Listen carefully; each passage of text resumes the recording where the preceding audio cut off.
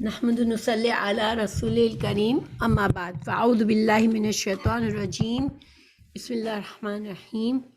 قرآن مجید کی تفسیر کر رہے ہیں، سورہ توبہ پر ہیں اور آیت نمبر 120 پر ہیں۔ اعوذ باللہ من الشیطان الرجیم بسم اللہ الرحمن الرحیم۔ ما كان لأهل المدینة ومن حولهم من الأعراب أن يتخلفوا عن رسول الله ولا يرغبوا بأنفسهم عن نفسه ذلك بأنهم لا يصيبهم ظمأ ولا نصب ولا مخمصة في سبيل الله ولا يطؤون موطئا يغيظ الكفار ولا ينالون من عدو نيلا إلا كتب لهم به عمل صالح إن الله لا يضيع أجر المحسنين۔ آیت کا ترجمہ ہے، مدینہ والوں کو یہ لائق نہ تھا اور ان کے آس پاس والے دیہاتیوں کو کہ وہ جنگ میں اللہ کے رسول سے پیچھے رہ جائیں اور اپنے آپ کو رسول اللہ صلی اللہ علیہ وسلم سے زیادہ چاہیں۔ یہ اس وجہ سے کہ مجاہدوں کو اللہ کی راہ میں جو کچھ پیاس، تکلیف، بھوک اٹھانی پڑتی ہے اور وہ جہاں کبھی بھی کسی ایسے مقام پر چلتے ہیں جس سے کافروں کو غیظ و غضب بھڑکتا ہے اور یہ جو کچھ دشمنوں سے لے لیتے ہیں، ان سب باتوں کے بدلے کے لیے نیک عمل لکھ لیے جاتے ہیں۔ یقیناً اللہ ایسے مخلصوں کا اجر ضائع کرنے والا نہیں ہے۔ سورہ توبہ میں اللہ سبحانہ تعالیٰ نے جنگ تبوک کے بارے میں کافی باتیں بتائیں اور پیچھے کی خاص طور سے پیچھے کے اسباق میں ان لوگوں کا ذکر فرمایا جو اس جنگ میں شریک نہیں ہوئے، بہانے کر کے رک گئے یا پھر بغیر بہانے کے چھپ کر گھروں میں رہ گئے۔ مخلص مسلمان بھی تھے اس میں جو سستی کی وجہ سے اور کسی نہ کسی وجہ سے، وہ ایسی وجہ نہیں تھی جو قابل قبول ہو اللہ کے نزدیک، مگر وہ اپنی وجوہات کو اہم سمجھ کر رک گئے۔ اللہ سبحانہ تعالیٰ نے پیچھے سب کے حالات کھول کر بتائے اور ایک ایک پر تبصرہ فرمایا، اور آخر کار اللہ تعالیٰ نے ایک توبہ کا اعلان کر دیا کہ اللہ سبحانہ تعالیٰ نے جو مخلص لوگ تھے مگر ان سے کمی کوتاہی ہوئی، اللہ سبحانہ تعالیٰ نے ان کو معاف فرما دیا۔ اب ان آیات میں، آج کے سبق میں اللہ سبحانہ تعالیٰ ایک خلاصے کے طور پر وضاحت فرما رہے ہیں کہ اللہ سبحانہ تعالیٰ کی طرف سے جب کوئی حکم آتا ہے اور یا اللہ کے پیارے رسول صلی اللہ علیہ وسلم کوئی حکم دیتے ہیں تو اس میں ہمیشہ بندوں کے لیے خیر اور بھلائی کا سامان ہوتا ہے، اور اگر ایسے احکامات سے بندے کسی نہ کسی بہانے سے، سستی سے پیچھے رہ جاتے ہیں تو وہ ایک بہت بڑی زیادتی اپنے آپ پر کر رہے ہوتے ہیں، بہت سارا اجر اپنا گنوا دیتے ہیں اس طرح سے، جو کہ ان کو آخرت کے بہت سے فائدوں سے یہ محروم کرتے ہیں خود کو۔ اور دوسری بات یہ کہ رسول اللہ صلی اللہ علیہ وسلم تو اللہ کی طرف سے مبعوث کیے ہوئے ہیں، آپ صلی اللہ علیہ وسلم کی زندگی اور مشن کا مقصد ہی یہی ہے کہ مومنوں کے لیے خیر اور بھلائی اور خوشخبری کا سامان پیدا کریں، اور مومنوں کے لیے جو بھی احکامات دیے جاتے ہیں وہ اخلاص والے ہوتے ہیں، وہ مومنوں کے فائدے والے ہوتے ہیں۔ ایسے میں ایسے مخلص اور مہربان رسول کو اکیلا چھوڑ دینا، جب مشکل حالات آئے تو انسان اگر اپنے آپ کو ترجیح دے، اپنے نفس کو ترجیح دے اور رسول اللہ صلی اللہ علیہ وسلم کو اکیلا کر دے تو یہ تو ایک مومن کے لائق ہی نہیں ہے۔ اس کی روشنی میں ہم انشاءاللہ آگے سمجھتے ہیں اس آیت کو۔ اللہ سبحانہ تعالیٰ فرما رہے ہیں وما کانا،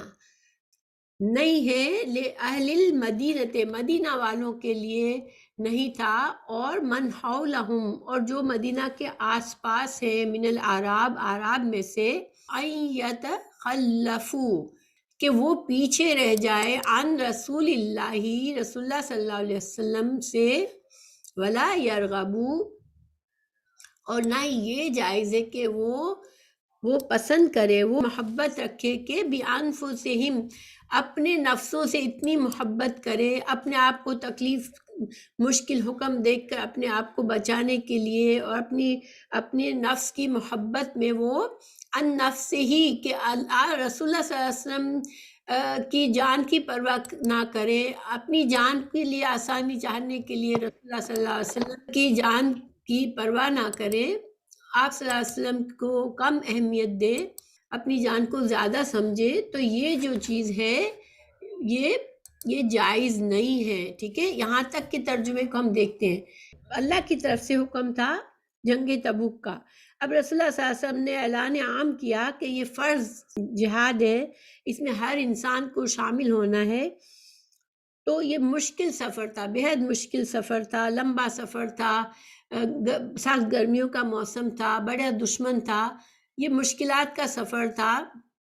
لیکن جب رسول اللہ صلی اللہ علیہ وسلم نے اعلان کیا تو آپ خود بھی تو ساتھ جا رہے تھے نا، رسول اللہ صلی اللہ علیہ وسلم تو خود بھی تو ان مشکلات سے اپنے آپ کو گزار رہے تھے، اور آپ صلی اللہ علیہ وسلم کے ساتھ جو مخلص مسلمان تھے وہ بھی یہی کر رہے تھے، تو پھر یہ جو اہل مدینہ اور یہ جو اعراب ہیں جو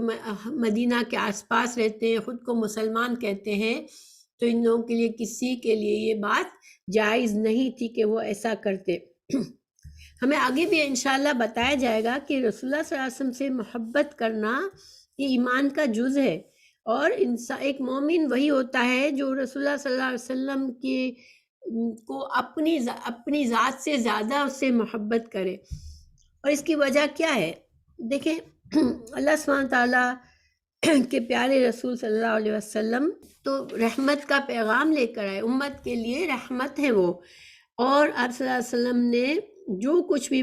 مسلمانوں کو احکامات دیے، ہمیشہ آپ صلی اللہ علیہ وسلم خود بھی ان چیزوں سے گزرے، مسلمانوں کے لیے اتنا دل میں محبت رکھی کہ ہمیشہ جو بھی چیز مومنوں کے لیے، جو امت کے لیے جو بہتر ہے اس کو چاہا، امت کے لیے جہاں آسانی ہے وہاں آسانی فرمائی، تو ایسے پیارے رہنما، ایسے پیارے امام کو انسان اس طرح سے چھوڑ دے، کوئی مشکل آئی تو اور آسان احکامات کر لے، تو یہ پھر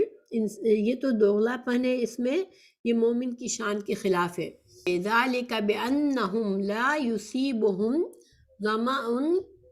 وَلَا نَصَبٌ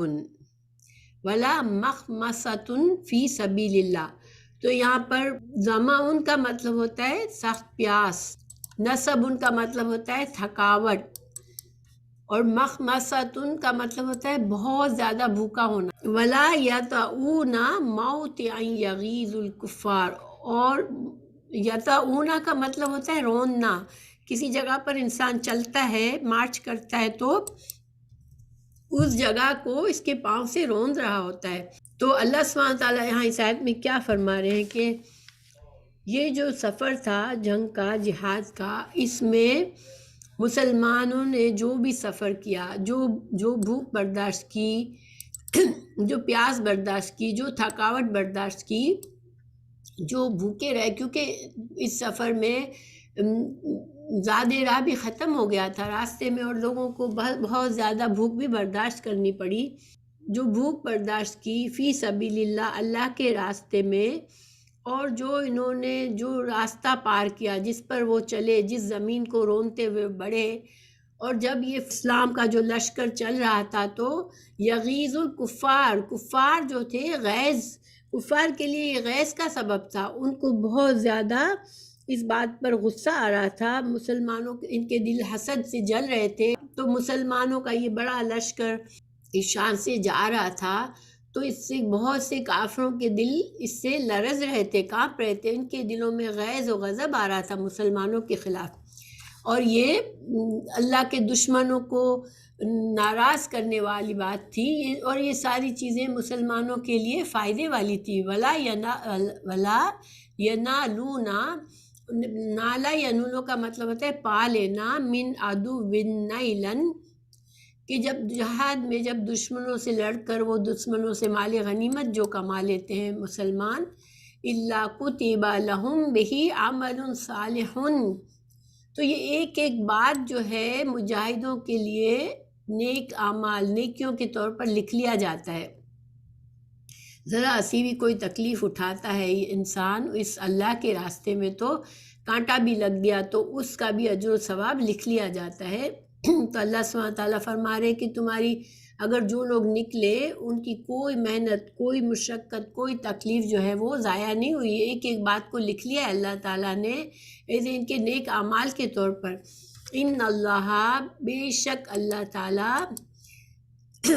لا یضیع، ضائع نہیں کرتا، اجر المحسنین،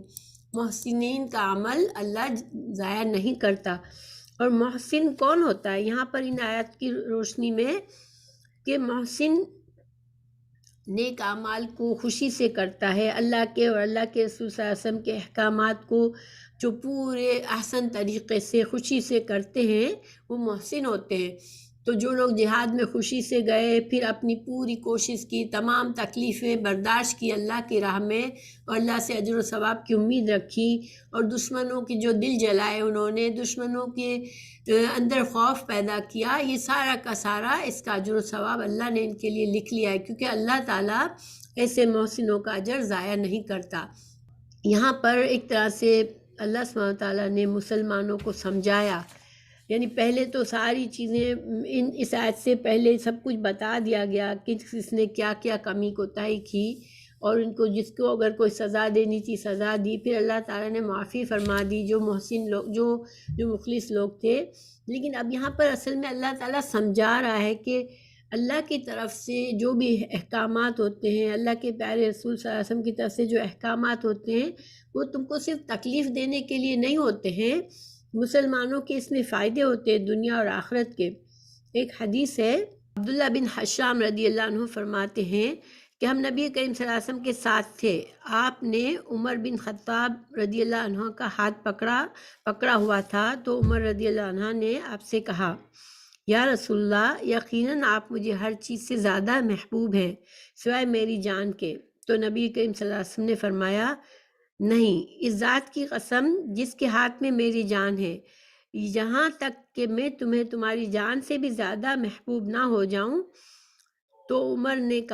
رضی اللہ عنہ نے کہا، تو پھر یقین کیجئے کہ اب اللہ کی قسم آپ مجھے میری جان سے بھی زیادہ محبوب ہے۔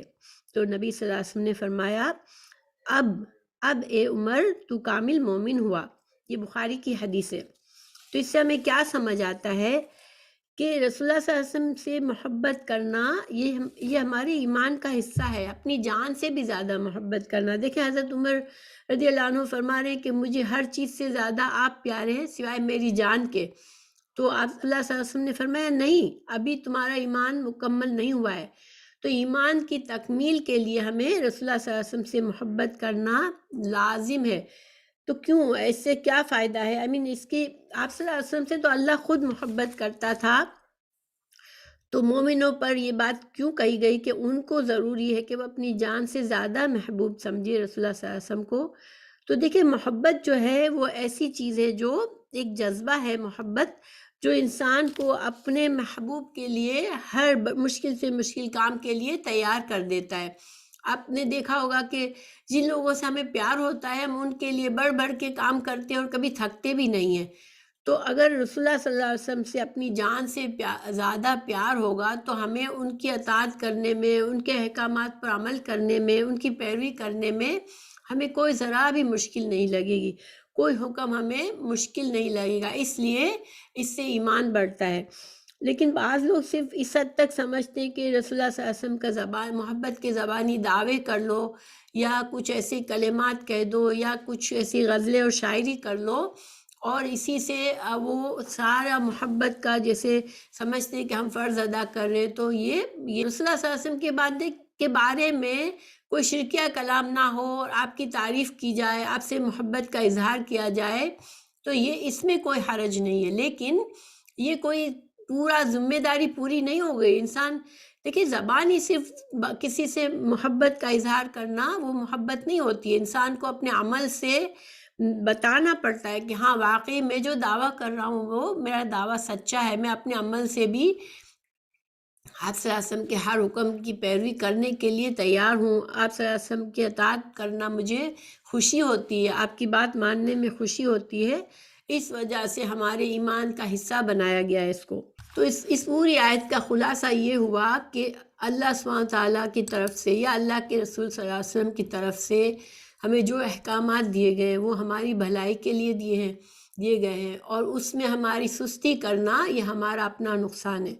تو انشاءاللہ اللہ تعالیٰ ہمیں بھی توفیق دے۔ یہ اس زمانے کے لوگوں کے لیے بات کہی گئی، لیکن ظاہری بات ہے کہ ہمیشہ کے لیے یہ ہے کہ تمام مسلمانوں پر فرض ہے کہ ہم آپ صلی اللہ علیہ وسلم کے ہر حکم کو سمجھیں، سیکھیں اور اس پر عمل کریں۔ دیکھیں ہم لوگوں کا ایک مسئلہ کیا ہوتا ہے کہ ہم نے ایک پرانی چیزیں ہمارے کلچر میں جو دین کا حصہ سمجھ کر ہم کر رہے ہوتے ہیں بہت سے لوگ، اب جب ہم کو صحیح حدیث ملتی ہے کہ ہمارا یہ طریقہ صحیح نہیں تھا، ہمیں پتہ چلتا ہے نہیں اس طریقے سے کام نہیں ہونا چاہیے، بلکہ حدیث کے ذریعے ہمیں یہ پتہ چلتا ہے کہ صحیح طریقہ کیا ہے، تو ہمارے لیے مشکل نہیں ہونی چاہیے، ٹھیک ہے، کہ ہم اپنے جب ہمیں یقین ہو گیا، ہمیں صحیح حدیث ملی ہے، پورے دلائل کے ساتھ ملی ہے، ہمیں سمجھ آ گئی ہے بات، پھر ہمارے لیے یہ لائق نہیں ہے کہ ہم کہیں کہ ٹھیک ہے مگر ہم تو اسی طرح کرتے آئے ہیں تو بہت مشکل ہے ہمارے لیے یہ کام چھوڑنا۔ تو نہیں، یہ پھر ہمیں کوئی مشکل نہیں ہونی چاہیے، کیونکہ اب ہمارے پاس ثبوت آ گیا کہ ہاں اسی طرح سے یہ کام صحیح کرنا ہے، ٹھیک ہے، تو یہ ہم اس طرح سے فائدہ لے سکتے ہیں، کیونکہ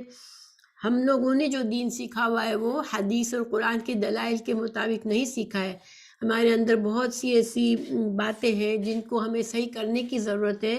تو جب ہم سیکھ رہے ہیں تو انشاءاللہ ہم جو بات سیکھ لیں اور اپنے عمل میں ہمیں نظر آئے کہ ہم اس لحاظ سے عمل نہیں کر رہے، تو ہم اپنے عمل کو حدیث کے مطابق کر لیں، تو انشاءاللہ یہ ہمارا ثبوت ہوگا پیارے رسول صلی اللہ علیہ وسلم سے محبت کا۔ پھر ہم اگلی آیت پر چلتے ہیں، وَلَا يُنْفِقُونَ نَفَقَةً صَغِيرَةً وَلَا كَبِيرَةً وَلَا يَقْطَعُونَ وَادِيًا إِلَّا كُتِبَ لَهُمْ لِيَجْزِيَهُمُ اللَّهُ أَحْسَنَ مَا كَانُوا يَعْمَلُونَ۔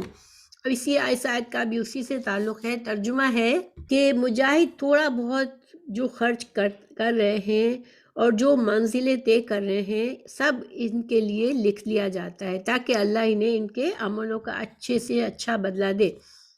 پچھلی آیات میں ان چیزوں کا ذکر تھا جو انسان جب سفر کے لیے نکلتا ہے، مشکل سفر تھا، اور سفر کے پیچھے جو اپنے فصلوں کو، پکی ہوئی فصلوں کو چھوڑ کے نکلے تھے، پھر سفر کی تکلیفیں برداشت کی تھی، اس پر اجر کا ذکر تھا۔ اب یہاں پر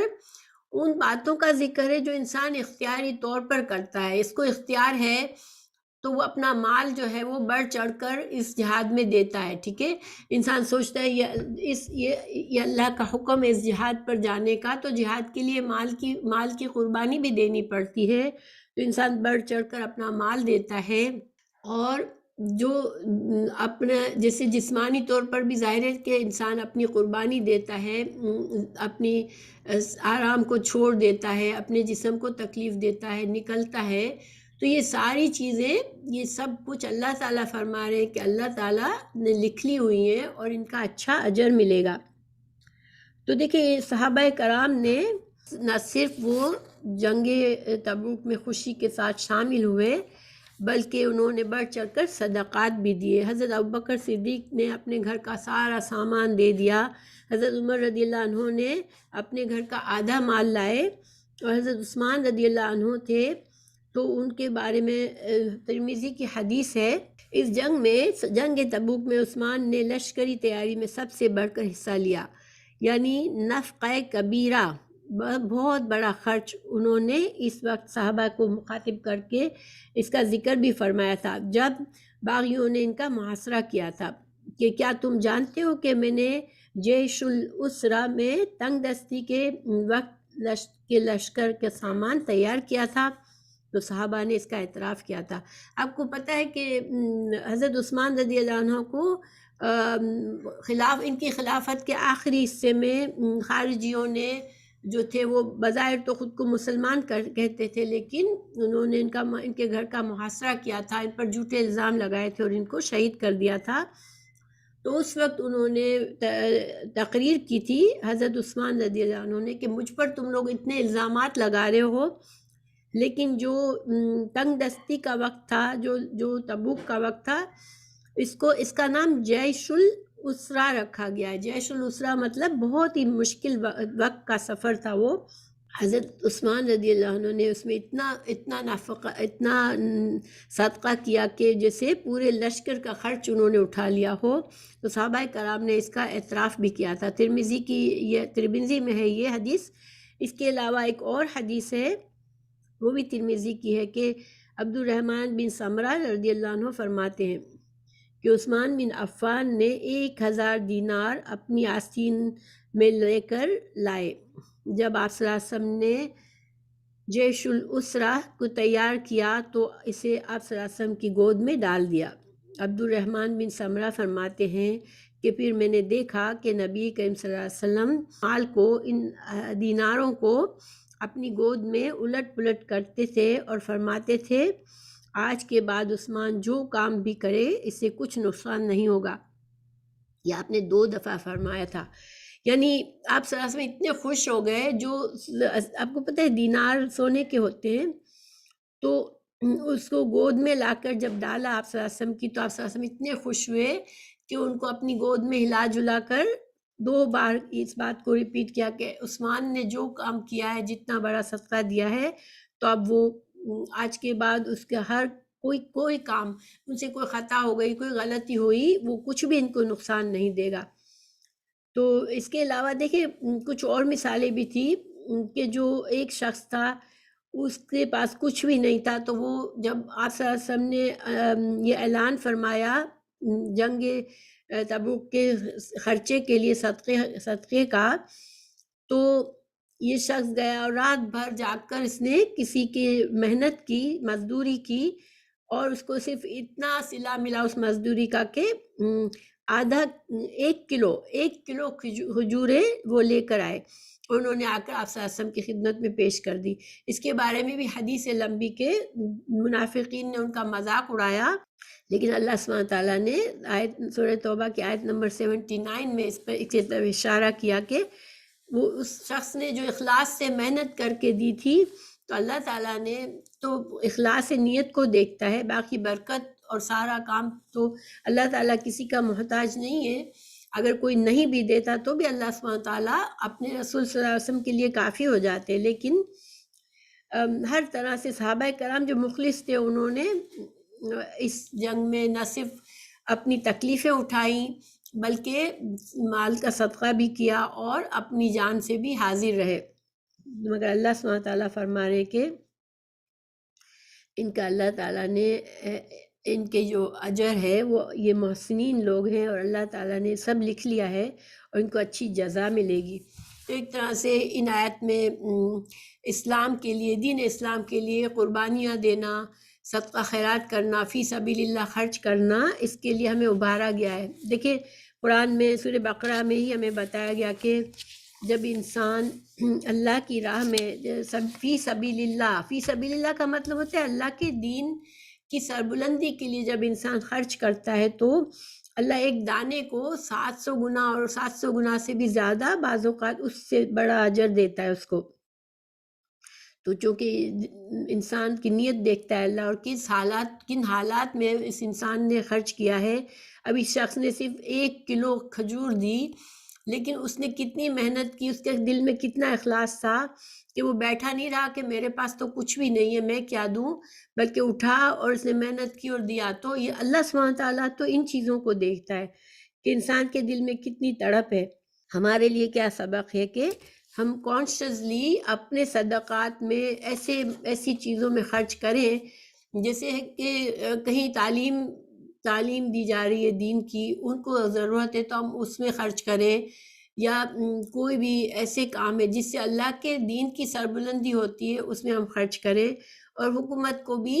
ان چیزوں کا خیال رکھنا چاہیے، مسلمان حکومت کو بھی جنگی تیاری وغیرہ کے لیے اس میں خرچ کرنا چاہیے۔ پھر اللہ تعالیٰ مزید آگے فرما رہے ہیں وَمَا كَانَ الْمُؤْمِنُونَ لِيَنْفِرُوا كَافَّةً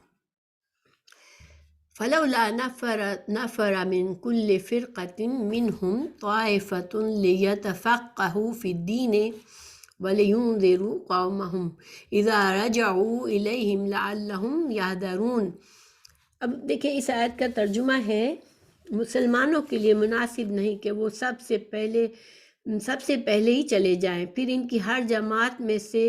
کچھ لوگ دینی سمجھ حاصل کرنے کے لیے کیوں نہیں چلے جاتے تاکہ وہ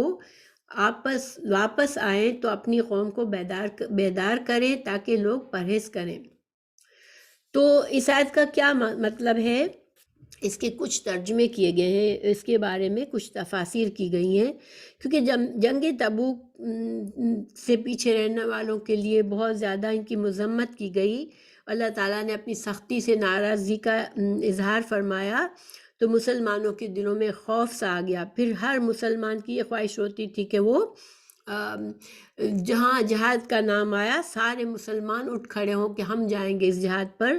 تو اللہ سبحانہ تعالیٰ نے ایک طرح سے حکمت عملی سے کام لینے کے لیے فرمایا۔ ابن عباس رضی اللہ عنہ کی حدیث ہے، اس میں ابن عباس فرماتے ہیں کہ اللہ کے رسول صلی اللہ علیہ وسلم کو تنہا چھوڑ کر تمام مسلمانوں کو جہاد کے لیے نکل جانا لائق نہیں۔ یعنی چونکہ جنگ تبوک میں تو ایک عام اعلان تھا نا کہ ہر کسی کو نکلنا ہے، لیکن اگر ہر جہاد میں مدینہ سے سارے لوگ چلے جاتے تو پھر مدینہ میں رسول اللہ صلی اللہ علیہ وسلم اکیلے رہ جاتے، تو مدینہ میں بھی تو ایک دفاع کی ضرورت تھی اور بہت سے ایسے کام تھے جو مدینہ میں رہ کر کرنا تھا، دین سیکھنا تھا۔ تو اس وجہ سے حضرت ابن عباس یہ تفسیر کر رہے ہیں کہ مسلمانوں کو سمجھایا گیا کہ یہ نہیں کہ اب یہ تو فرض عام تھا، فرض کفایہ جب جہاد ہوتا ہے کہ جب کچھ لوگوں کو جانا ہوتا ہے تو کچھ لوگ ہی جائیں اور باقی لوگ کیا کریں کہ آپ صلی اللہ علیہ وسلم سے جو جانے والے ہیں وہ اجازت لے کر جائیں، اور جو پھر جب یہ لوگ واپس آئیں تو اس کے بعد جو کچھ قرآن اترا ہے اسے وہ لوگ جو اللہ کے رسول صلی اللہ علیہ وسلم کے ساتھ گھروں میں تھے انہیں سکھا دیں اور کہہ دیں کہ اللہ نے اپنے نبی پر یہ آیتیں اتاری تھی، کیونکہ اس وقت قرآن کا نزول ہو رہا تھا۔ تو ظاہر ہے جو لوگ جہاد پر اور مختلف کاموں کے لیے شہر سے دور جاتے تھے، مدینہ سے دور جاتے تھے، ان کا ایک طرح سے نقصان بھی ہو جاتا تھا کہ نئی آیات نئی وحی نازل ہوتی تھی اور وہ اس سے محروم رہ جاتے تھے اس کے علم سے۔ تو یہاں پر ابن عباس کہہ رہے ہیں کہ جو لوگ باقی رہتے ہیں ان کی یہ ذمہ داری ہے کہ وہ دوسروں کو سکھا دے، جو لوگ گئے ہوئے تھے ان کو بتا دے کہ یہ وہی نازل ہوئی ہے، پھر دوسرے چلے جائیں غرض کہ کچھ لوگ جائیں اور کچھ لوگ علم دین سیکھیں۔ تو اس طرح سے باری باری کچھ لوگ جہاد پر جایا کریں اور کچھ لوگ رسول اللہ صلی اللہ علیہ وسلم کے پاس رہ کر دین سیکھیں، اور جب مجاہدین واپس آئے تو ان کو سکھائے تاکہ کوئی بھی اس سے محروم نہ رہ جائے۔ ایک تو یہ تفسیر کی ہے ابن عباس نے، دوسری تفسیر ابن عباس رضی اللہ عنہ ہی نے کی ہے، وہ یہ بتا رہے ہیں کہ عرب کے ہر قبیلے سے ایک جماعت آتی اور دینی مسائل سیکھ کر اپنے قوم کو اللہ کی اور اس کے رسول کی اطاعت کا شوق دلاتی، انہیں نماز اور زکوٰۃ کے مسائل سکھاتی اور ان سے کہہ دیتی کہ جو مسلمان ہو جائے وہ ہمارا ہے ورنہ ہمیں اس سے کوئی تعلق نہیں۔ اس سلسلے میں وہ کافر ماں باپ کو بھی چھوڑ بیٹھتے تھے۔ یہ لوگ آپ سے دینی مسائل سیکھتے اور اپنی قوم کو جا کر بیدار کرتے تھے، انہیں اللہ کے عذابوں سے ڈراتے تھے اور مسلمانوں کو خوشخبری سناتے۔ اچھا، دوسرا تفسیر یعنی تفسیر کا ایک حصہ تو اوپر پڑھ لیا ہم نے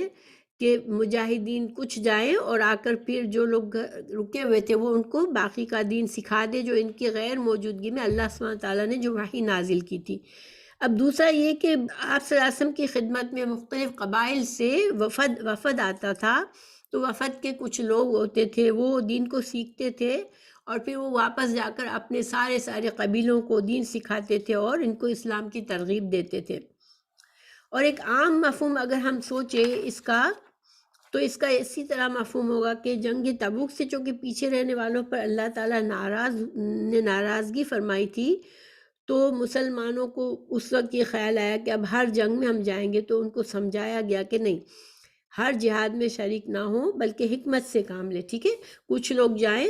اور کچھ لوگ رہیں، جو لوگ رہتے ہیں وہ دین کو سیکھیں اور دین میں اچھی سمجھ پیدا کریں،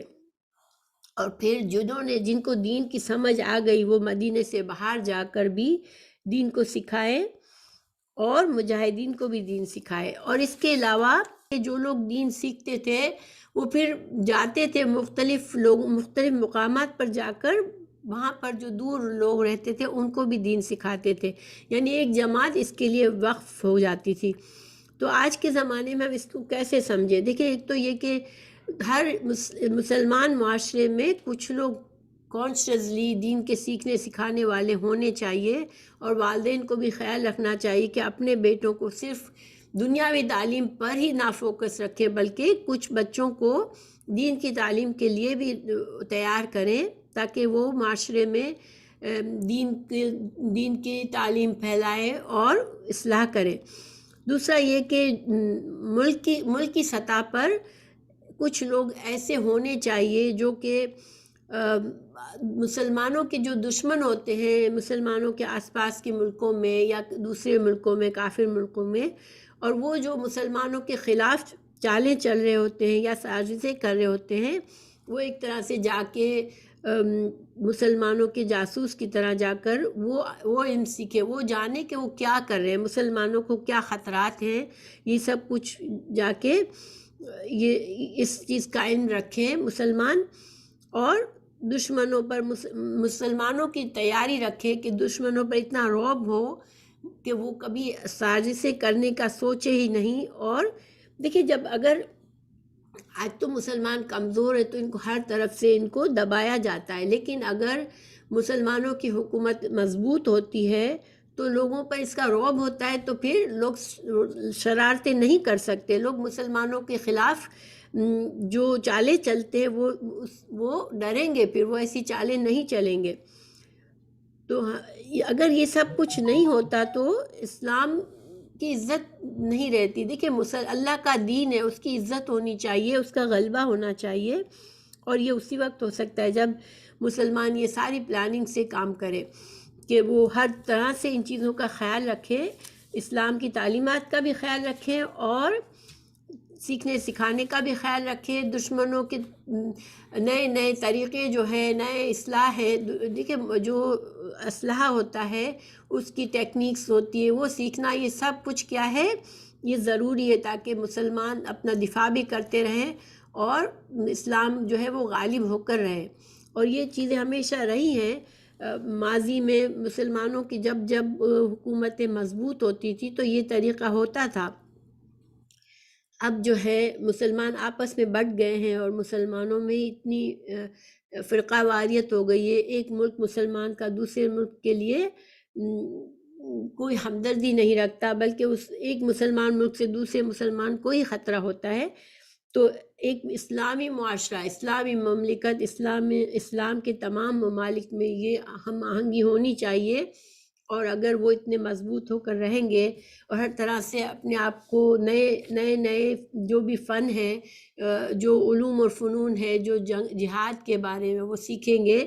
تو انشاءاللہ مسلمانوں کا بھی ایک رعب ہوگا۔ جنگی تیاری کے بغیر ایک حکومت کا رعب نہیں ہوتا، ٹھیک ہے۔ پھر آگے اللہ تعالیٰ فرما رہے ہیں، یا ایھا الذین آمنوا قاتلوا الذین یلونکم من الکفار ولیجدوا فیکم غلظہ وَاعْلَمُوا أَنَّ اللَّهَ مَعَ الْمُتَّقِينَ۔ مزید اللہ سبحانہ تعالیٰ مسلمانوں کو نصیحت فرما رہے ہیں کہ ایک مسلمان معاشرہ، ایک مسلمان حکومت کس طرح کرے۔ تو ترجمہ ہے، مسلمانوں اپنے قریب والے کافروں سے جہاد کرو اور وہ تم میں سختی پائیں، یقین مانو اللہ نیکوں کاروں کو، متقیوں کو کے ساتھ ہے، اللہ تعالیٰ کی مدد ساتھ ہے ان کے۔ تو یہاں پر ہمیں کیا بات سکھائی جا رہی ہے کہ سب سے پہلے جن دشمنوں سے مسلمان حکومت کو چوکنا رہنا چاہیے، یا اگر ان کی دشمنی بہت بڑھ گئی ہے، وہ شرارتیں کریں، تو ان سے پہلے، قریب والوں سے پہلے معاملہ نپٹو، پہلے ان سے جہاد کرو اور ان کے اندر ان کی اصلاح کرو، ان کے اندر اسلام لاؤ، اور ان کی دشمنی کو، اگر وہ دشمنی پر اڑے ہوئے ہیں تو ان کا زور ختم کرو۔ پھر کیا کرو، دشمن تمہیں سخت پائے، سختی ہو تمہارے اندر، سختی ہو، دشمنوں پر تمہارا رعب ہو، تمہیں کوئی ایسا کمزور فریق نہ سمجھے کہ تم کو دبائے۔ دیکھیں جو بلی ہوتے ہیں، جو زیادہ تر وہ جس کو کمزور دیکھتے ہیں اس کو دباتے ہیں۔ تو ہمیں مضبوط رہنے کی ضرورت ہے، ہمارا ایک رعب ہونا چاہیے۔ رسول اللہ صلی اللہ علیہ وسلم کو بھی اللہ تعالیٰ نے ایک رعب دیا تھا کہ آپ صلی اللہ علیہ وسلم کے کئی دور سے آپ کا رعب تھا۔ اسی طرح جب مسلمانوں کی حکومت ہوئی آپ صلی اللہ علیہ وسلم کے بعد، تو مسلمانوں کا ایک رعب اور دبدبہ ہوتا تھا۔ تو اب طریقہ کار کیا ہونا چاہیے کہ قریب سے قریب تر لوگوں سے پہلے نپٹو جو دشمن قریب ہے۔ اب گھر کے اندر ہی دشمن پھنسے ہوئے ہوتے ہیں، آج کل تو ملک کے اندر ہی ہوتے ہیں، تو قریبی دشمنوں کو پہلے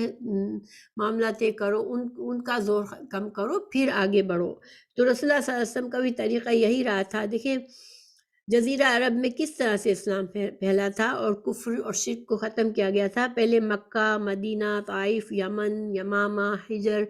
خیبر اور حضر موت وغیرہ کے علاقوں میں شرک کو ختم کیا گیا، کفر کا خاتمہ کیا گیا۔ اس کے بعد آپ صلی اللہ علیہ وسلم نے اہل کتاب کے جگہوں پر توجہ فرمائی، اور روم میں جو عیسائی حکومت تھی تو ان کی شرارتیں شروع ہو چکی تھی مسلمانوں کے خلاف، تو پھر آپ صلی اللہ علیہ وسلم نے ان کے لیے تیاری کی، اور اسی وجہ سے جنگ تبوک کا جو سفر تھا وہ رومیوں کے خلاف تھا۔ اور پھر آپ صلی اللہ علیہ وسلم کے بعد خلفائے راشدین نے بھی اسی طرح جہاد کیا اور اسلامی سلطنت کو وسیع بنایا۔ تو اسلام جو آج دنیا کے گوشے گوشے میں ہے، تو یہ اسی وجہ سے ہے کہ ان وقتوں کی محنت تھی، اس وقت میں اللہ تعالیٰ کے احکامات اور اللہ تعالیٰ کی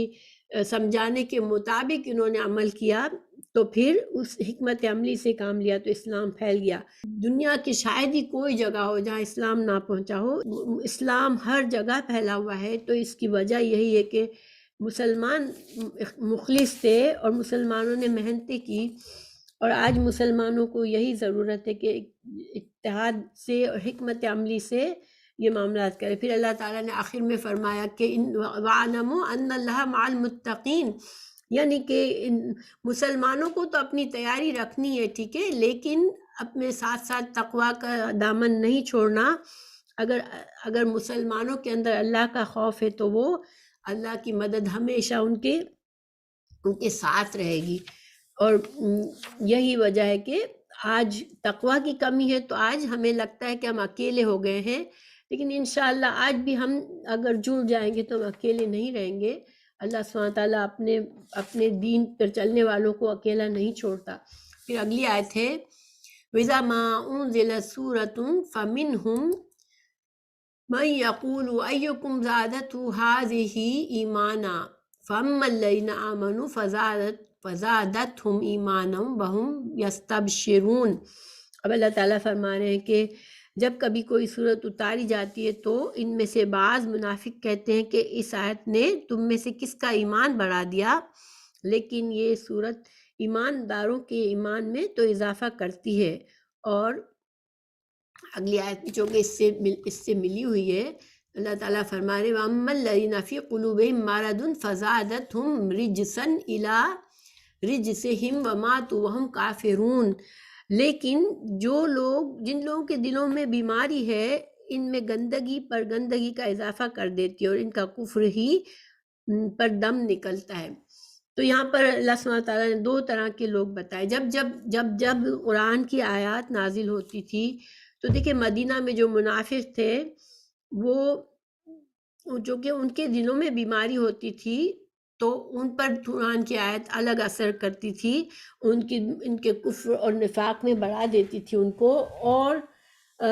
جن لوگوں کے دلوں میں ایمان تھا ان پر قرآن کی آیت کا الگ سے اثر ہوتا تھا۔ تو پہلے اللہ سبحانہ تعالیٰ نے یہاں مومنوں کے بارے میں بتایا، یعنی ہوتا یہ تھا کہ چونکہ منافقین کو رسول اللہ صلی اللہ علیہ وسلم کی مجالس میں بھی جانا پڑتا تھا اپنا نفاق چھپانے کے لیے،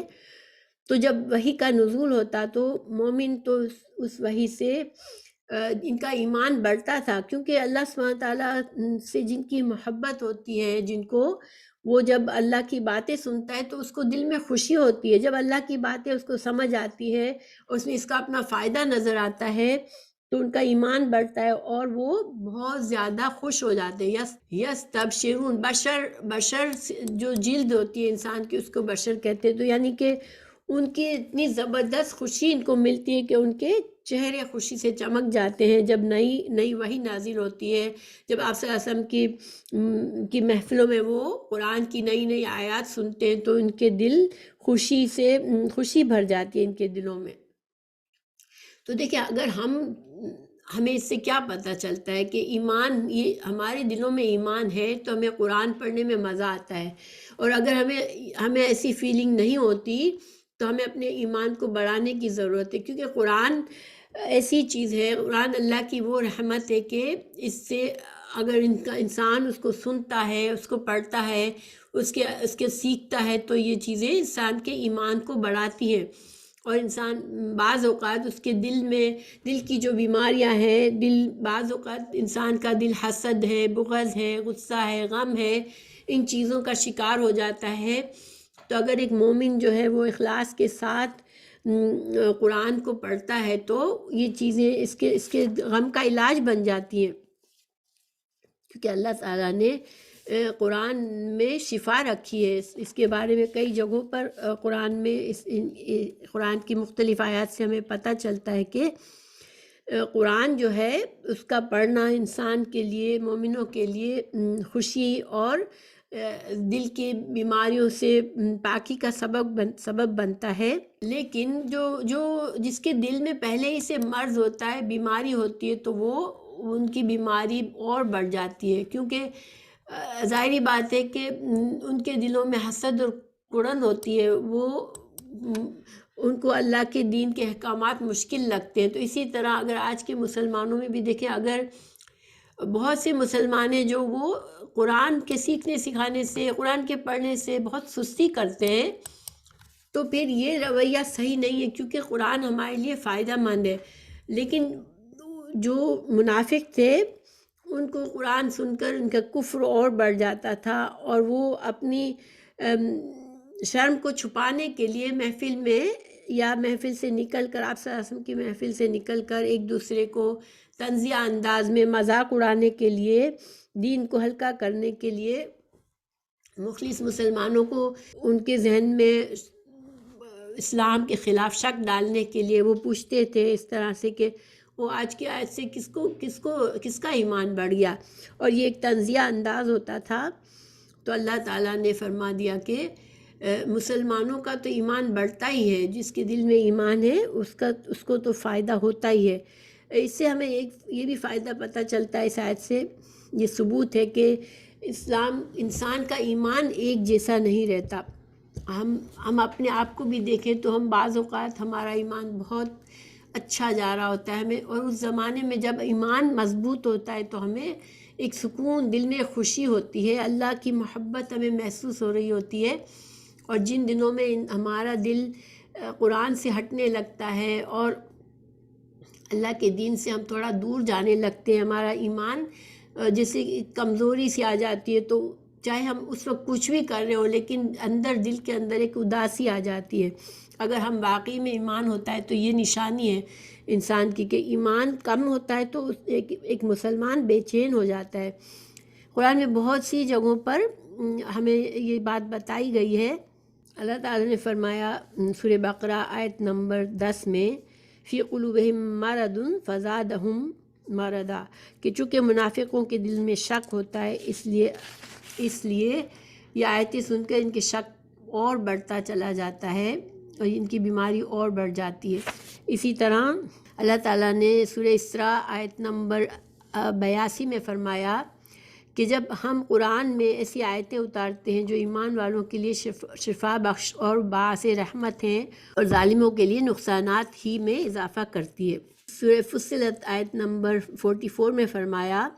آپ فرما دے کہ قرآن ایمان والوں کے لیے باعث ہدایت اور شفا ہے، اور بے ایمانوں کے لیے کانوں میں میل ہے، اور ان کے باعث ظلمت ہے. یہ لوگ کسی دور والی جگہ سے پکارے جا رہے ہیں، یہ ان کی سخت بدبختی ہے کہ جو شمع دلوں کے لیے اجالا ہے اسی سے ان کے لیے اندھیرا ہے. جیسے بھی دیکھیں مثال، اس کو ہم ایسے سمجھ سکتے ہیں کہ ایک بعض بیماریاں ایسی ہوتی ہیں کہ ان کو کچھ کھانے اور زیادہ بیماری بڑھ جاتی ہے، چاہے اب وہ کھانے بہت ہی عمدہ ہو، غذائیت سے بھرپور ہو، لیکن وہ بیماری ان کو اجازت نہیں دیتی کہ وہ کھانے کھائے، اور بیماری کی وجہ سے ان کی صحت،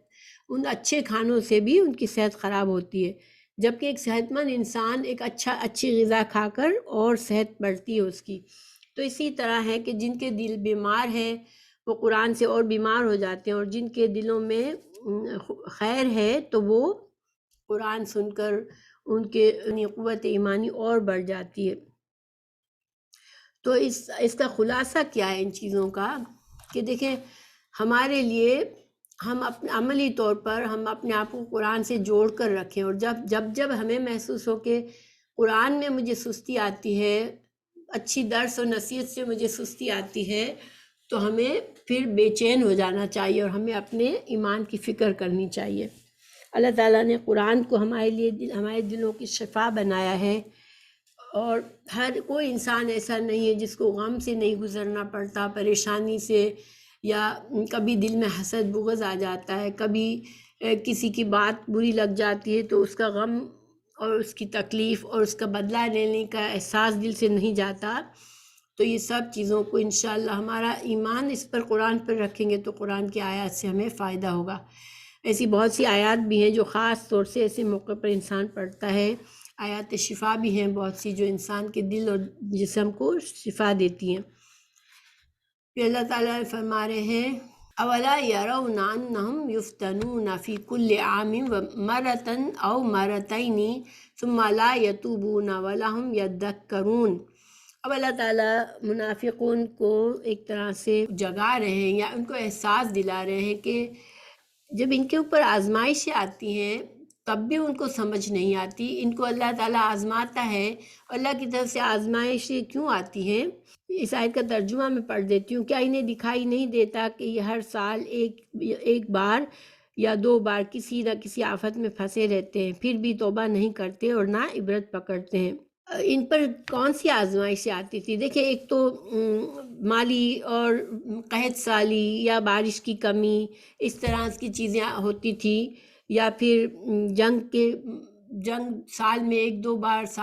جنگ کے لیے نکلنا پڑتا تھا، جہاد کے لیے نکلنا پڑتا تھا، اور جب یہ پیچھے رہتے تھے تو پھر ان کو ڈر لگتا تھا کہ ان کو بعض اوقات زبردستی جہاد میں شریک بھی ہونا پڑتا تھا۔ تو یہ سارے ان کے لیے آزمائشیں تھی، تو ان کے باوجود ان کو سمجھ نہیں آتی تھی، ان کے باوجود ان کا ایمان خالص نہیں ہوتا تھا۔ اب ہم اس سے کیا سبق سیکھیں؟ دیکھیں، انسان کو اللہ تعالیٰ آزماتا ہے، بعض اوقات ہمیں پتہ بھی نہیں ہوتا کہاں سے ہمارے لیے ایک مشکل حالات آ جاتے ہیں، ایک ذہنی پریشانی آ جاتی ہے، کیا جسمانی بیماری آ جاتی ہے۔ تو ان سب چیزوں کو ایک مومن کیا ہے، اللہ کی طرف سے آزمائش سمجھتا ہے، اور وہ فوراً چوکنا ہو جاتا ہے کہ آزمائش آئی ہے، اس کا مطلب ہے مجھ سے کہیں سے کوئی غلطی ہوئی ہے، اللہ تعالیٰ مجھے پاک صاف کرنا چاہ رہے ہیں، اللہ تعالیٰ چاہ رہے ہیں کہ میں اس آزمائش سے نکل کر اور اچھا مومن ہو جاؤں، تو وہ اپنے اندر جھانکتا ہے۔ بعض لوگ صرف دوسروں کو بس الزام دے کر اپنے لیے سوری محسوس کرنے لگتے ہیں کہ فلاں کی وجہ سے میرا یہ نقصان ہو گیا، فلاں کی وجہ سے یہ ہو گیا، مگر ایک مومن عبرت لینے والا ہوتا ہے۔ اگر کسی کی وجہ سے بھی ہم پر مشکل آتی ہے، ہم کسی آزمائش میں پھنس جاتے ہیں، کوئی ہمیں رنجیدہ کر رہا ہے، کوئی ہمیں تنگ کر رہا ہے بلا وجہ، تو ہمیں سوچنا چاہیے کہ اللہ تعالیٰ مجھے کسی طرح سے نکھارنا چاہ رہے ہیں، میری کہیں نہ کہیں غلطی ہے جس کو اللہ تعالیٰ سدھارنا چاہتے ہیں، تو انشاءاللہ ہم اس سے کامیاب ہو کر نکلیں گے۔ عبرت حاصل کر کے انسان ہمیشہ اپنے اصلاح کرتا ہے اور کامیاب ہو کر نکلتا ہے۔ لیکن جو منافق قسم کے لوگ ہوتے ہیں وہ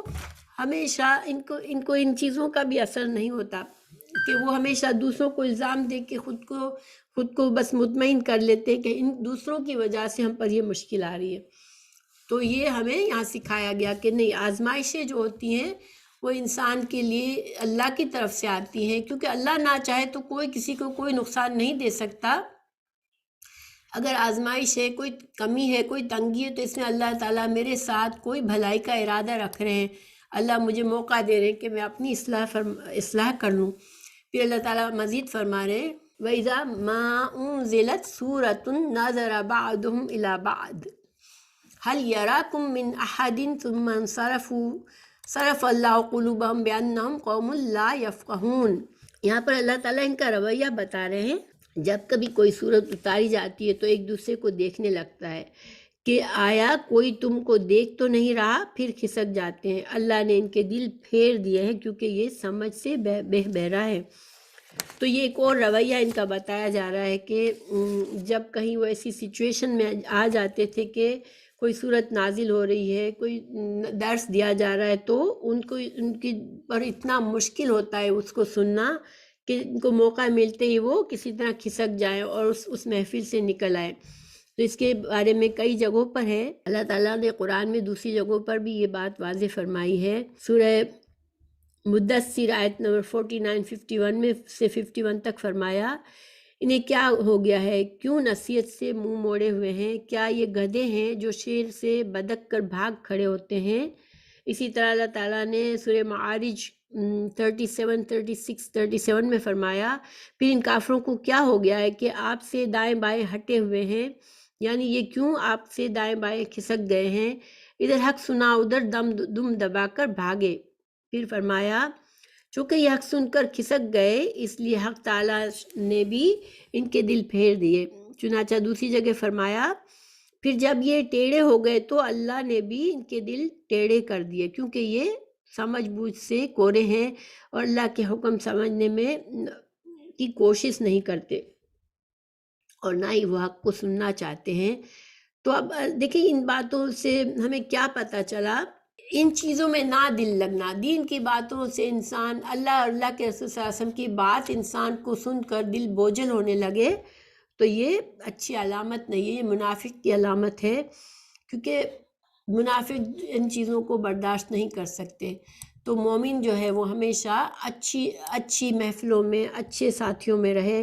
اور قرآن اور حدیث سے تعلق رکھے اور اسی میں خوشی رکھے، کیونکہ اگر انسان یہ نہیں کرتا تو اللہ سبحانہ تعالیٰ سزا کے طور پر ایسے لوگوں کے دلوں کو پھیر دیتا ہے ہدایت سے، پھر ان کو ہدایت نصیب نہیں ہوتی، کیونکہ وہ اللہ کے دین سے بھاگنا چاہتے ہیں تو اللہ تعالیٰ بھی بے نیاز ہے، ان کے دل کو ہی پھیر دیتا ہے۔ تو اس چیز سے انسان کو ڈرنا چاہیے۔ پھر اللہ تعالیٰ فرمائے، لَقَدْ جَاءَكُمْ رَسُولٌ مِّنْ أَنفُسِكُمْ عَزِيزٌ عَلَيْهِ مَا عَنِتُّمْ حَرِيصٌ عَلَيْكُمْ بِالْمُؤْمِنِينَ رَءُوفٌ رَحِيمٌ۔ اب اللہ سبحانہ تعالیٰ رسول اللہ صلی اللہ علیہ وسلم کے بارے میں فرما رہے ہیں کہ یہ کیسے رسول ہیں، واقعی تمہارے پاس تمہیں میں سے ایک ایسے نبی آ پہنچے جنہیں تمہاری تکلیفیں بہت ہی ناگوار گزرتی ہیں، وہ جو تمہاری بہبودی کے خواہش مند رہتے ہیں اور ایمان والوں پر بڑے ہی نرم اور مہربان ہیں۔ تو رسول اللہ صلی اللہ علیہ وسلم کی بعثت کو اللہ نے اپنے احسان کے طور پر بتایا کہ یہ ایک بہت بڑا احسان ہے انسانوں پر کہ اللہ تعالیٰ نے رسول اللہ صلی اللہ علیہ وسلم کو رسول بنا کر بھیجا۔ آپ صلی اللہ علیہ وسلم کو نے جس قدر اپنی امت کے لیے مخلص ہیں اور نرم دل ہیں اور رحمت رکھتے ہیں، تو یہ ہمارے لیے فائدہ مند ہے یہ چیزیں۔ حضرت ابراہیم علیہ السلام نے دعا کی تھی اللہ سے جب کعبہ کی دیواریں اٹھا رہے تھے کہ ربنا وبعث فیہم رسول منہم، کہ انہی میں سے مطلب ہوتا ہے کہ اسی قوم سے اسی زبان سے رسول اللہ صلی اللہ علیہ وسلم مکہ میں پیدا ہوئے، ان کی قوم کو ہی پہلے مخاطب ان کی قوم ہی تھی اور عربی زبان بولتے تھے۔ تو اللہ کا یہ طریقہ رہا ہے کہ رسولوں کو انہی کے لوگوں میں پیدا کرتے ہیں اور انہی کی زبان بولنے والے ہوتے ہیں تاکہ وہ ان کو زیادہ آسانی سے سمجھ سکے۔ اور اس کے علاوہ ایک یہ بھی مطلب ہے اس کا کہ ہم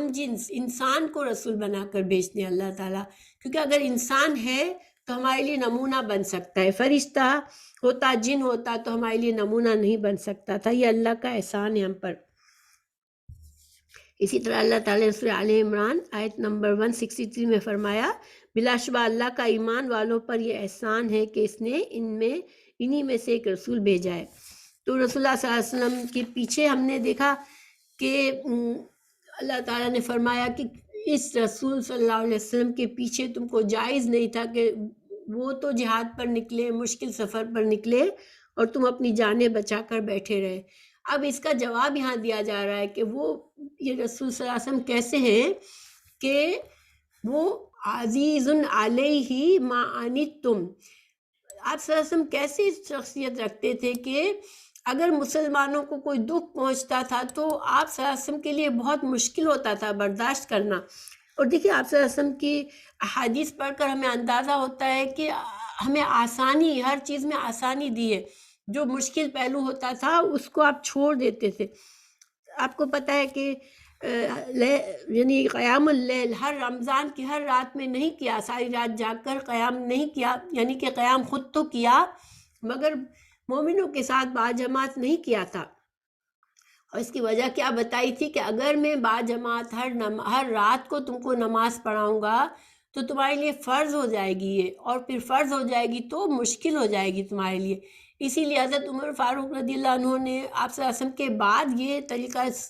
کیونکہ یہ بہت ہی اجر و ثواب کا طریقہ ہے، لیکن رسول اللہ صلی اللہ علیہ وسلم نے اس پر پابندی نہیں کی تاکہ امت کے لیے آسانی ہو. ایسے کئی جگہوں پر ہمیں یہ ملتی ہے یہ بات کہ آپ صلی اللہ علیہ وسلم نے ہمارے لیے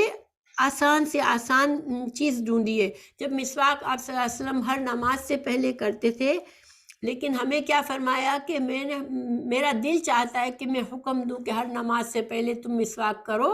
لیکن یہ تم لوگوں کے لیے مشکل ہو جائے گا. یہ کہہ کر ہمیں انکریج تو کیا لیکن ہمارے لیے مشکل نہیں کی. رسول اللہ صلی اللہ علیہ وسلم تمام انبیاء کرام کو اللہ نے ایک ایسی خاص دعا کی اجازت دی جو اللہ تعالیٰ نے اس نبی کے لیے اس کو اجازت دی کہ اپنی دعا مانگو. تو رسول اللہ صلی اللہ علیہ وسلم تمام انبیاء کرام نے اپنے لیے دعا مانگی، رسول اللہ صلی اللہ علیہ وسلم نے اپنی امت کی شفاعت کے لیے اس دعا کو چھوڑ دیا. تو ایسے نبی صلی اللہ علیہ وسلم ہیں کہ اگر ان کو ہم سے اتنی محبت ہے تو پھر ہمیں اگر آپ صلی اللہ علیہ وسلم کی اطاعت کا کہا جا رہا ہے تو ہمیں اس میں مشکل نہیں ہونی چاہیے. حدیث میں ہے، ابو ذر رضی اللہ عنہ فرماتے ہیں رسول اللہ صلی اللہ علیہ وسلم ہمیں اس طرح چھوڑ کر دنیا سے رخصت ہوئے کہ آپ ہوا میں اڑنے والے پرندے کا علم بھی ہمیں سکھا کر گئے. آپ صلی اللہ علیہ وسلم نے فرمایا، دوسری حدیث ہے کہ جو عمل جنت کے قریب لانے اور دوزخ سے دور کرنے والے ہیں وہ سب میں نے تم کو بتا دیے ہیں. اللہ تعالیٰ نے جو چیز حرام کر دی اسے جلد ہی تم پر ظاہر فرما دے گا، اور اس کی پوچھ کچھ ضرور ہو کر رہے گی جو کہ میں تمہاری کمر پکڑ کر تمہیں آگ سے گرنے سے بچا رہا ہوں مگر تم پروانوں کی طرح آگ میں گرتے چلے جاتے ہو. آپ صلی اللہ علیہ وسلم کا دل بہت دکھتا تھا جب کوئی ہدایت سے دور بھاگتا تھا. اب ایسا مثال اس کی یہ دی آپ صلی اللہ علیہ وسلم نے کہ میں تم کو پکڑ کر تمہیں میں آگ سے بچانے کی کوشش کرتا ہوں، لیکن تم جس طرح پروانے لپکتے ہیں آگ کی طرح اسی طرح تم گناہوں کی طرف لپٹتے ہو اور اپنی آخرت کو خراب کرنے کے کام کرتے ہو. اس کے بارے میں قرآن میں کئی جگہ اللہ تعالیٰ نے فرمایا ہے کہ سورہ شعراء آیت نمبر 215، اے نبی صلی اللہ علیہ وسلم آپ اپنا بازو اپنے ماننے والوں کے سامنے جھکا دے. یعنی خود اللہ سبحانہ تعالیٰ نے آپ کو یہ حکم فرمایا کہ مومنوں کے لیے آپ اپنے آپ کو نرم بنا دے، اپنا بازو جھکا دے. پھر اگر وہ آپ کی بات نہ مانے تو آپ فرما دے کہ میں تمہارے عملوں سے بیزار ہوں اور مہربان اور عزت والے اللہ پر بھروسہ رکھیں. یعنی کہ آپ اپنے لیے اپنے طور پر مومنوں کے لیے بہت نرم ہو جائے، لیکن جب وہ پھر بھی نہ مانے، جب جو آپ کی بات نہ مانے، جو آپ سے مخالفت کرے، پھر ان کے لیے اپنا دل نہ توڑے، آپ ان سے بیزار ہو جائے، ان سے پھر اعراض برتے، پھر اللہ سبحانہ تعالیٰ ہی کا معاملہ ہے ان کے ساتھ. اسی طرح سورہ مزمل آیت نمبر 9 میں فرمایا، اللہ مشرق اور مغرب کا رب ہے، اس کے سوا کوئی حقدار عبادت نہیں، آپ اسی کو اپنا کارساز بنا لے. پھر فرمایا اللہ ہر چیز کا خالق اور مالک ہے. یہ آیت جو میں نے پڑھی یہ اس کا اصل میں اگلی آیت سے تعلق ہے. اگلی آیت پڑھتی ہوں میں. اللہ تعالیٰ نے فرمایا، فَإِن تَوَلَّوْا فَقُلْ حَسْبِيَ اللَّهُ لَا إِلَهَ إِلَّا هُوَ عَلَيْهِ تَوَكَّلْتُ وَهُوَ رَبُّ الْعَرْشِ الْعَظِيمِ. چونکہ آپ صلی اللہ علیہ وسلم کو اتنی محبت دی امت سے، تو جب آپ کا دل بھی دکھ جاتا تھا تو اللہ تعالیٰ نے آپ کو بھی پیار سے سمجھایا کہ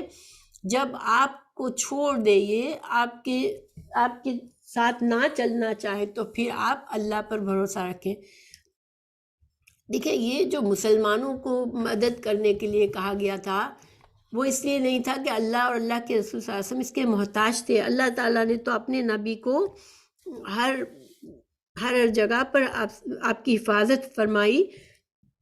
اور آپ کی مدد فرمائی، لیکن مسلمانوں کے لیے یہ اپنا فائدہ تھا کہ آپ صلی اللہ علیہ وسلم کے فرمان کے مطابق چل کر اپنی آخرت کو سنوار لیں. تو اللہ تعالیٰ نے آپ کو یہ دعا سکھائی، حسبی اللہ لا الہ الا هو علیہ توکلت وہو رب العرش العظیم. یہ بہت پیاری دعا ہے، اور یہی دعا ہے جو حضرت ابراہیم علیہ السلام کو جب آگ میں ڈالا گیا تو حضرت ابراہیم علیہ السلام نے بھی یہی دعا پڑھی تھی. اسی طرح جو اصحاب الاخدود تھے جس کا ذکر قرآن میں موجود ہے، ان میں جو لڑکا تھا اس کو بھی جب ظالم بادشاہ نے مارنے کی کوشش کی، اس نے یہی اللہ پر بھروسے کی دعا کی. یہ مکمل اللہ پر بھروسہ کی دعا ہے. انسان اسباب اختیار کرے دنیا کے، انسان دنیا میں اپنی آسانی کے لیے چیزیں ڈھونڈے، لیکن بھروسہ صرف اللہ پر کرے. ہمیں کیا سکھایا گیا کہ تم اپنی پوری کوشش کرو، تم اپنے اسباب پورے تیار کرو. یعنی کہ ہمیں جو کچھ کرنے کا ہے، خود سے جو کرنے کا ہے، اگر کچھ حاصل کرنے کے لیے ہمیں جو محنت کرنے کی ہم وہ کریں.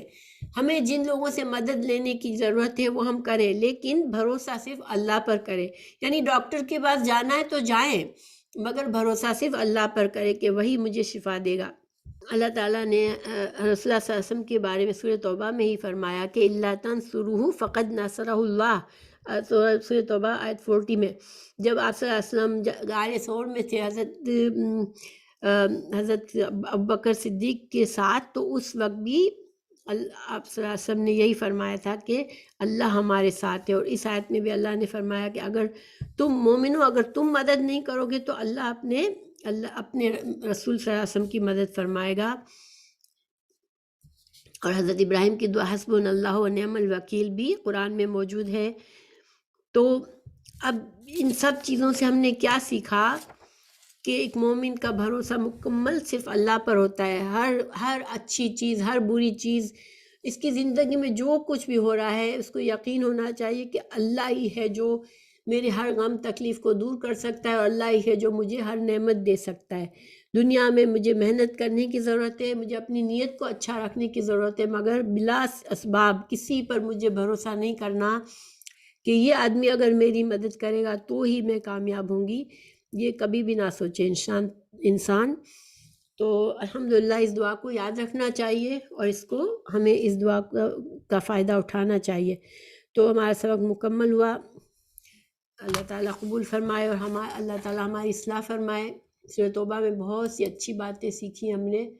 اللہ ہمیں یاد رکھنے کی توفیق دے. آمین.